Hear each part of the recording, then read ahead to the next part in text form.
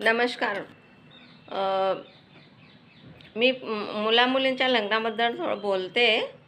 आणि ते कसं आहे ना, मुलगा खूप हुशार असला आणि त्याला शिक्षण नसलं, 10वी पास किंवा 12वी पास असा असला आणि मुलगी BA, MA, इंजिनिअरिंग झालेली अशी असली, तर ती 10वी मुलांना नाही बोलत. का?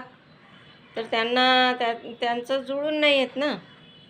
त्यांना माहीत नसतं की किती शिक्षण आहे, काय वगैरे, वगैरे. त्यांना काही कळत नाही. ते आपल्यासारखंच समजतात त्यांना.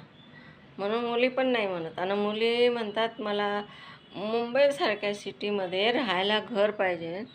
अहो, 50 वर्ष झाले राहत आहे, त्यांना घर नाही. तर 25 वर्षाच्या मुलांना कसं घर मिळेल?